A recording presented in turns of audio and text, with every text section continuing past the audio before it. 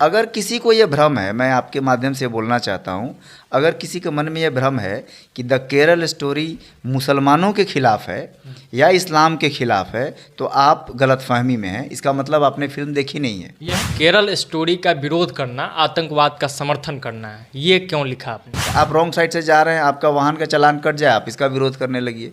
तो विरोध हक है तो कुछ भी विरोध करेंगे। आप देखिए, हर फिल्म में, हर दूसरी फिल्म में, तीसरी फिल्म में राम का, कृष्ण का, दुर्गा का, काली का, लक्ष्मी का मजाक उड़ाया जाता है। आज तक आपने किसी और मजहब के आराध्य का मजाक उड़ते हुए किसी फिल्म में देखा क्या? लेकिन सिर्फ इसलिए फिल्म को नकार देना, सिर्फ इसलिए किसी फिल्म को प्रोपेगेंडावादी या नफरती करार देना क्योंकि आपको वो पॉलिटिकली सूट नहीं कर रहा है। कुछ रिव्यूअर्स ने उसको 0 आउट ऑफ 5 स्टार दिया है, मतलब 0, मतलब हम कंसिडर ही नहीं कर रहे हैं कि तुम फिल्म बनाए हो। तो केरल स्टोरी भी एक विचार है, पठान एक विचार है, उस हिसाब से पठान फिल्म में एक विचार है, तो केरल स्टोरी में भी एक विचार है। दोनों का स्वागत होना चाहिए। और दिन रात आप देखते होंगे सड़कों पर डफली ले लेकर लोग चिल्लाते हैं अभिव्यक्ति की आज़ादी। अभिव्यक्ति की आज़ादी किसके लिए है? अगर मेरे लिए है तो आपके लिए भी तो है। एक लड़की का भी ज़बरदस्ती मतांतरण करा के अगर किसी आतंकी संगठन को सौंपा गया है, अगर ऐसी घटना हुई है, और तो उस घटना पे फिल्म बननी चाहिए। द केरल स्टोरी फिल्म आई है जिस पर लगातार पूरे देश भर में विवाद हो चुका है। और इसी बीच बिहार के एक फिल्म समीक्षक है प्रशांत रंजन, जिनका एक पोस्ट आता है जिसमें वो लिखते हैं कि द केरल स्टोरी का विरोध करने वाले लोग आतंकवाद के समर्थक हैं। अब क्यों समर्थक है आतंकवाद के, क्या है ये पूरी फिल्म और क्यों हो रहा है इस पे विवाद? इस पे विवाद होना चाहिए था कि नहीं होना चाहिए था? इस फिल्म को देखा जाना चाहिए कि नहीं देखा जाना चाहिए? एक फिल्म समीक्षक के नज़रिए से इसको समझते हैं। सर, सबसे पहले स्वागत है आपका। बहुत बहुत धन्यवाद आदर्श जी। सवालों की शुरुआत करते हैं। केरल स्टोरी आपने देख ली? हाँ, एकदम देख ली। मैंने फिल्म देखी सबसे पहले दिन तो मौका नहीं मिल पाया, लेकिन दूसरे दिन जाकर देख ली। कैसी फिल्म है? फिल्म ठीक है, जिस विषय पर बनाई गई है। फिल्म कोई मैं बहुत बढ़ा चढ़ा के नहीं बोलूँगा, फिल्म साधारण है। और अगर इसको 10 साल बाद या 20 साल बाद याद किया जाएगा तो इसके सिनेमाई उत्कृष्टता के लिए नहीं, इसके रचनात्मक पक्ष के लिए नहीं, बल्कि सिर्फ इसलिए कि यह एक खास विषय पर बनाया गया है। विषय पर आपने जब लिखा तो बवाल हो गया। आपने लिखा कि केरल स्टोरी का विरोध करना, आतंकवाद का समर्थन करना है। ये क्यों लिखा आपने? हाँ, ये थोड़ा सा कड़ा वाक्य ज़रूर है। अमूमन इस तरह के लाइन में सोशल मीडिया पे या कहीं भी लिखता नहीं हूँ या बोलता भी नहीं हूँ। वो थोड़ा एग्जेजरेशन ज़रूर है और उस पर विवाद बढ़ने लगा और लोगों ने, कई मेरे परिचित या अपरिचित इस तरह के लोगों ने उस पर, वो उनको बुरा इसलिए लगा। अब उसमें लोग दुहाई देने लगे कि फिल्म है, विरोध करना और समर्थन करना अपना अपना अधिकार है, आप किसी को सर्टिफिकेट क्या बांट रहे हैं? यहाँ कोई किसी को सर्टिफिकेट नहीं बांट रहा है। विरोध करना चाहिए हर चीज़ का, जिसको आपको विरोध करना है कीजिए, लेकिन यह भी देखना चाहिए कल को आप अपने माँ बाप आपको ज़बरदस्ती स्कूल भेज रहे हैं, आप इसका विरोध करने लगिए। आपका अटेंडेंस शॉर्ट कर जाए, आपको यूनिवर्सिटी एग्ज़ाम देने से रोक दे तो आप इसका विरोध करने लगिए। बहुत कुछ हो सकता है। आप रॉन्ग साइड से जा रहे हैं, आपका वाहन का चालान कट जाए, आप इसका विरोध करने लगिए। तो विरोध हक है तो कुछ भी विरोध करेंगे। फिल्म में है क्या और फिल्म किसके खिलाफ है? जैसे यह फिल्म दिखाती है कि किस प्रकार से केरल की लड़कियों का, ईसाई लड़कियों का और हिंदू लड़कियों का मतांतरण करके ISIS जो आतंकी संगठन है उसके लिए कार्य करने के लिए भेजा जाता है इराक और सीरिया। तो यह फिल्म एक तरह से तो आतंकी संगठन के षड्यंत्र को एक्सपोज करती है।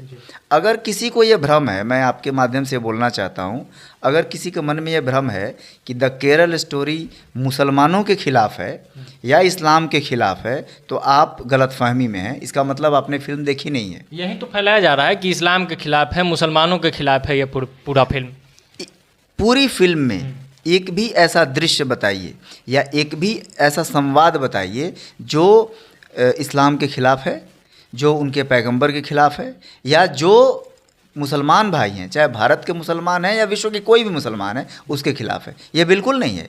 ये आतंकी संगठन के खिलाफ, आतंकी संगठन का जो षड्यंत्र है फोर्सफुल कन्वर्जन का, उसके खिलाफ है। आप देखिए, हर फिल्म में, हर दूसरी फिल्म में, तीसरी फिल्म में राम का, कृष्ण का, दुर्गा का, काली का, लक्ष्मी का मजाक उड़ाया जाता है। आज तक आपने किसी और मजहब के आराध्य का मजाक उड़ते हुए किसी फिल्म में देखा क्या? देख नहीं पाएंगे, वैसी नौबत नहीं आने देंगे। और अगर केरल स्टोरी अपने रिलीज होने के बाद 3 हफ्ते तक चल रही है, ऐसे ही चल रही है क्या? अगर उसमें कुछ इस्लाम के खिलाफ होता तो फिल्म चलती नहीं। ऐसा कोई आपत्तिजनक सामग्री उसमें रहती, सेंसर बोर्ड उसको पास नहीं होने देता। देश नियम से चलता है ना, संविधान से चलता है। भारत में कौन सी फिल्म सिनेमा हॉल में दिखाई जाएगी, इसके लिए भारत सरकार ने central board of film certification, केंद्रीय फिल्म प्रमाणन बोर्ड बनाया है, जिसको बोलचाल की भाषा में हम लोग सेंसर बोर्ड कहते हैं। सेंसर बोर्ड सर्टिफिकेट देती है, उसके मतलब है कि भारत के किसी सिनेमा घर में आप फिल्म दिखा सकते हैं। तो वो सेंसर बोर्ड क्यों बनाया गया है? इसलिए बनाया गया है ना कि भाई आप उसमें कुछ ऐसी सामग्री ना डालें जो आपत्तिजनक हो, किसी की आस्था को ठेस पहुंचाए, राष्ट्र की एकता अखंडता के लिए खतरा हो, सामाजिक सौहार्द के लिए खतरा हो। अगर ऐसा कुछ खतरा होता तो फिल्म को सेंसर की सर्टिफिकेट ही नहीं मिलती। अगर फिल्म को सेंसर की सर्टिफिकेट मिल गई है, फिल्म चल रही है। कई बार ऐसा भी हुआ है कि फिल्म रिलीज हो गई, चलने लगी, लेकिन मामला कोर्ट में चला गया, कोर्ट के आदेश के बाद बैन लगाया गया। केरल स्टोरी में वो भी नहीं है। केरल स्टोरी के खिलाफ लोग केरल हाई कोर्ट गए, मद्रास हाई कोर्ट गए, दोनों हाई कोर्ट ने आपत्ति नहीं, लोग सुप्रीम कोर्ट चले गए, अभी सुप्रीम कोर्ट ने भी बैन नहीं लगाया। उल्टे इस फिल्म को पश्चिम बंगाल सरकार ने बैन किया है, तमिलनाडु सरकार ने भी बैन किया है।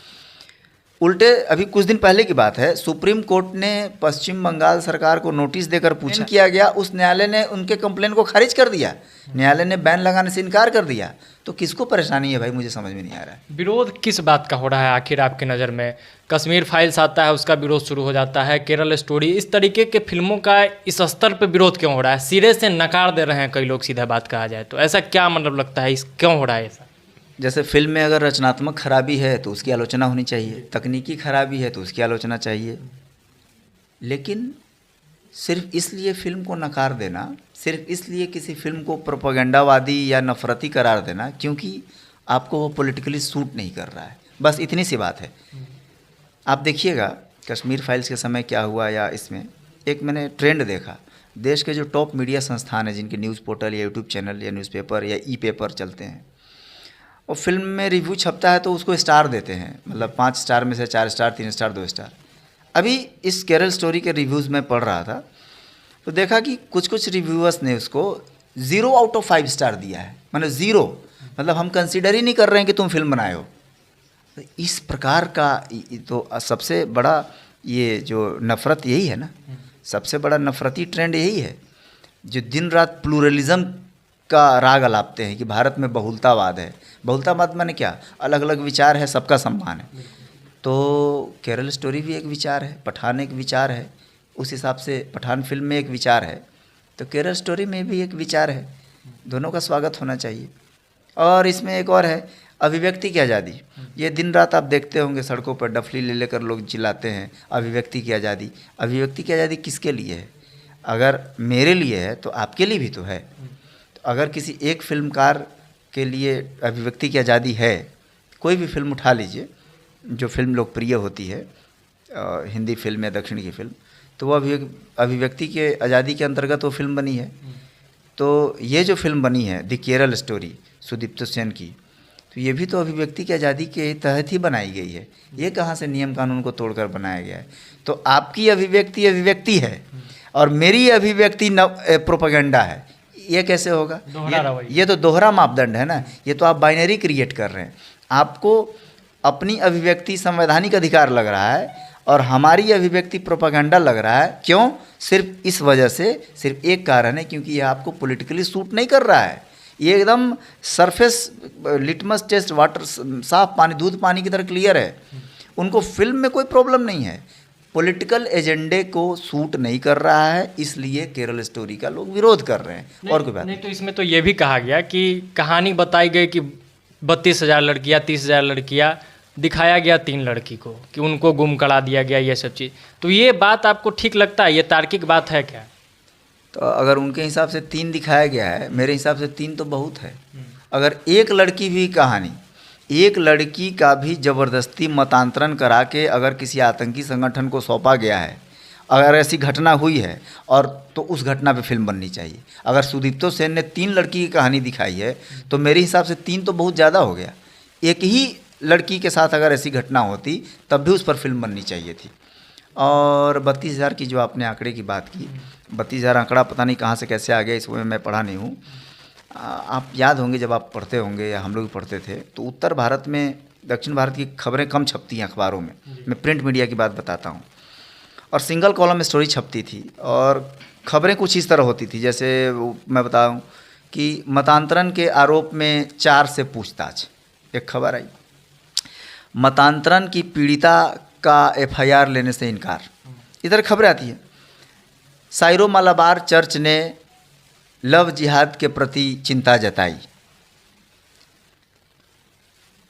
तो ये जो खबरें आ रही थी कि चर्च के पादरी चिंतित हैं या हिंदू लड़कियों के परिवार चिंतित हैं कि लव जिहाद जैसा कोई चीज़ एग्जिस्ट कर रहा है और उसमें भी आतंकी संगठन के षड्यंत्र के तहत एग्जिस्ट कर रहा है, खबरें आती थी। ये सारी खबरें निर्माता तक तो होगा 10 से, मैं बोल रहा हूँ बाजार में तकलीफ है और ये सब कुछ फर लिया है स्टोरी एंड वालों ने सारे पिछले और सालों से हम लोग कॉलम स्टोरी अखबारों में केरल स्टोरी के निर्माता निर्देशक 10 पहले ऐसा खबर मीडिया पश्चिम में तो बैन दिया गया, पश्चिम बंगाल में बैन कर दिया गया है।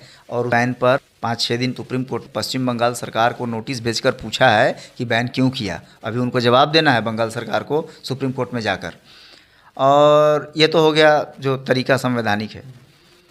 अब मैं इसका एक दूसरा पक्ष बता दूं, ये बैन करके ना लोग उत्सुकता बढ़ा रहे हैं। बैन कर देने से क्या हो रहा है कि बंगाल में जो लोग फिल्म देखना चाहते थे, देखने देना चाहिए। जो लोग भी बंगाल के बाहर जा रहे हैं, उड़ीसा, असम, बिहार, झारखंड आ रहे हैं, दिल्ली जा रहे हैं, तो किसी काम से निकल रहे हैं, नौकरी से, पढ़ाई से, तो सबसे पहले जाकर वो केरल स्टोरी देख रहे हैं। ऐसे 2-4 मेरे मित्र हैं जो किसी काम से पटना या रांची आए तो केरल स्टोरी देख लिया, क्यों, बंगाल में बैन है। तो एक तरह से आप प्रोमोट ही कर रहे हैं फिल्म को। दूसरा पक्ष देखिए इसका, जिन जिन राज्यों में तमिलनाडु, बंगाल आदि में फिल्म को बैन किया गया, अब वहाँ लोग इंतजार कर रहे हैं कि OTT पर आएगा तो देख लेंगे, क्योंकि सेंसर बोर्ड तो सिनेमा हॉल तक ही सीमित है उसका अधिकार। अब OTT पर इंतजार होने लगा है। तो ये जो केरल स्टोरी के प्रोड्यूसर हैं, इनको तो बार्गेन करने का मौका मिल गया। अब ये जान गए कि OTT पर फिल्म देखेगी, ये OTT का जो प्लेटफॉर्म है उन लोग से ज़्यादा पैसा का बार्गेन कर सकते हैं ऐसी। तो कुल मिला के ये जो बैन करना है, ये केरल स्टोरी के का प्रमोशन का हिस्सा हो गया मेरी हिसाब से। रोक नहीं सकते हैं ये लोग चाह के भी। कैसे रोकेंगे भाई बताइए ना। आप सिनेमा हॉल में रिलीज होने से रोक दिए, कल को OTT पे आ जाएगा, आदमी अपने ड्राइंग रूम में, बेडरूम में बैठ के केरल स्टोरी अपने स्मार्टफोन पे देखेगा। कहाँ रोकिएगा आप। देखने देना चाहिए, फिल्म है, सेंसर बोर्ड से अच्छा एक बात बताइए, इतना सारा आजकल वेब सीरीज आ रहा है, विभत्स हत्या के दृश्य दिखाए जा रहे हैं, अश्लील बातें उसमें दिखाई जा रही हैं, ये सब तो आप नहीं रोक रहे हैं। 5 साल का छोटा सा बच्चा हत्या का विभत्स दृश्य देखकर डर जा रहा है अपने स्मार्टफोन पर, तो जिस सरकार को चिंता है रोक ले। ये तो नहीं रोक पा रहे हैं आप। और इतने साल से फिल्में बन रही हैं, रिलीज हो रही हैं, और उस पर किसी को आपत्ति नहीं हो रही थी। आप देखिए, आप फिल्म बचपन से फिल्म देख रहे होंगे, बहुत सारे फिल्मों में आपने देखा होगा, फिल्म का जो सबसे खूंखार विलेन है वो लाल टीका लगाता है। जी, क्या है इसी पर अगला सवाल भी था मेरा कि इसी फिल्म इंडस्ट्री में ये सब चीज़ें तो दिखाई गई, बाबाओं का अपमान हो गया, बलात्कारी को दिखाया गया कि वो साधु था या पंडित था, तमाम तरह की चीज़ें हुई। अब जब केरल स्टोरी जैसी फिल्म आती है तो विरोध शुरू हो जाता है, इन लोगों का अपना रोना शुरू हो जाता है। तो इस पे क्या कहेंगे आप? हाँ, माने जब तक आपके मर्जी से संसार चल रहा है तब तक ठीक है, जरा सा 19-20 हुआ आपकी मर्जी में, तब आपको तकलीफ़ लगने लगी। आपने सही कहा वो साधु वाली बात। कई फिल्मों में आपने देखा होगा कि जो पुजारी है, संत है, उसका अपमान करने वाला दृश्य रखना। कई फिल्मों में आपने देखा कि मंदिर प्रांगण, मंदिर में या गेरुआधारी व्यक्ति को, साधु को मांसाहार करते हुए दिखाना वेब सीरीज़ में। कश्मीर का जो मार्तंड सूर्य मंदिर है उसको शैतान का घर दिखाना। और ये सारी चीज़ें चलती रहीं और इस पर किसी को कोई आपत्ति नहीं रहा। जो जैसे हिंदू नायिका है और नायक मुसलमान है और वो शादी का विरोध कर रहा है पिता, तो उसको कट्टर और दकियानूसी और पिछड़ा हुआ बताना, ये इतने दिन से चल रहा था और सारे लोग चुपचाप देख रहे थे, तब किसी को आपत्ति नहीं थी। क्यों? आप अपनी मर्जी की फिल्म बना रहे थे, सारे लोग देख रहे थे, तब तक ठीक था। अगले ने अपनी मर्जी की फिल्म बना दी तो आपको तकलीफ हो गई। अरे भाई, आप अपनी पसंद से फिल्में बना रहे थे, लोग देख रहे थे, अगले ने भी अपनी पसंद से फिल्म बनाया, उसको चल रहा है, उसको देखने दीजिए। ये प्रोपेगेंडावादी हैं, ये नफरती हैं, ये देश में नफरत फैला। 2 फिल्म से नफरत फैल गई। पिछले 70 सालों में सैकड़ों फिल्में बनी होंगी जिसमें भारतीय संस्कृति का अपमान किया गया, मजाक उड़ाया गया, तब नफरत नहीं फैला। 1-2 फिल्म बन जाने से नफरत देश में फैल रहा है। भारत इतना कमज़ोर नहीं है कि कुछ फिल्म बना के और कैसे करके नफ़रत फैला दिया जाए। अगर प्लूरलिज़म है तो वो सबके लिए है, अभिव्यक्ति की आज़ादी है तो वह सबके लिए है। ये पिक एंड चूज करके नहीं होगा। सिनेमा संचार का और अभिव्यक्ति का सबसे सशक्त माध्यम है। आप और मैं पक्षपाती हो सकते हैं, सिनेमा पक्षपाती नहीं है। जिसने उस कला विधा को साधा है, जो सिनेमा का साधक है, उसको अपनी बात कहने का अधिकार है। यह अलग बात है कि वो बात कह रहा है, उसकी बात दूर तक जा रही है, आपको और हमको वो बात पसंद नहीं आ रही है, तो ये आपकी और मेरी समस्या है, ये दुनिया की समस्या नहीं है। आपको और हमको अपने गिरबान में झांकना चाहिए कि हम कहाँ खड़े हैं, इसके बजाय कि किसी फिल्मकार की फिल्म को सिरे से खारिज करने के। सिरे से खारिज की जब आप बात कर रहे हैं तो आपको नहीं लगता कि कुछ फिल्म समीक्षक और पत्रकार भी नेता हो गए हैं, विचारधारा फॉलो कर रहे हैं? क्योंकि फिल्म देखकर रेटिंग होता, उसकी समीक्षा की जाती, फिल्म के क्राफ्ट पे बात नहीं हो रही है, फिल्म के विचारधारा पे बात हो रही है। ये ठीक लग रहा है आपको कि ये लोग अपना काम सही से कर पा रहे हैं? हाँ, क्राफ्ट पे बात होनी चाहिए, और अगर विचारधारा पर बात हो रही है तो फिर उसको उसी रूप में सामने लाया जाना चाहिए। जैसे इस फिल्म में इसका विरोध सिर्फ पॉलिटिकल एजेंडे के तहत हो रहा है, लेकिन सामने क्या लाया जा रहा है कि फिल्म एज ए क्राफ्ट खराब है, यही कहा जा रहा है ना। तो अब तो ये बात सामने धीरे धीरे आ ही जा रही है कि फिल्म के कलात्मक और तकनीकी पक्ष पर बात नहीं हो रही है, उसके पॉलिटिकल पक्ष पे, उसके पॉलिटिकल आइडियोलॉजी पे बात हो रही है।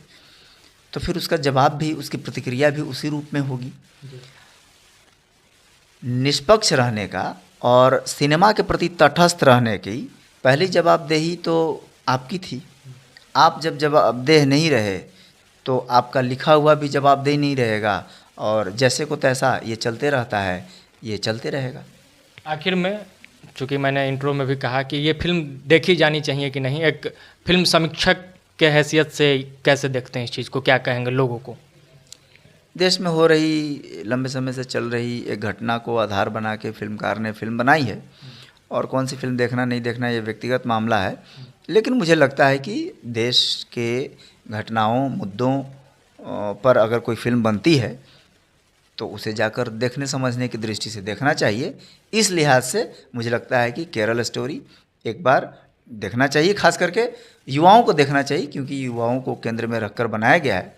उसके बाद फिल्म कैसी लगती है, नीर शीर विवेक, या आप निर्णय लीजिए, लेकिन मुझे लगता है कि एक बार फिल्म जाकर देखना चाहिए, तब इसकी अच्छाई बुराई का अंदाजा आपको लगेगा। बहुत बहुत धन्यवाद सर, आपने। बहुत बहुत धन्यवाद आदर्श जी आपका। तो ये प्रशांत रंजन थे, जिन्होंने स्पष्ट तौर पर द केरल स्टोरी मुद्दे पर जो कुछ भी विवाद चल रहा है, उसका जो भी पक्ष है, इन्होंने बड़े बेबाकी से रखा है। बिहार के प्रसिद्ध फिल्म समीक्षक हैं, साथ ही साथ पत्रकारिता के शिक्षक भी हैं। इनके बातों से आप कितना सहमत है, कमेंट बॉक्स में अपनी राय और प्रतिक्रिया जरूर दीजिएगा। बहुत बहुत धन्यवाद। जय बिहार।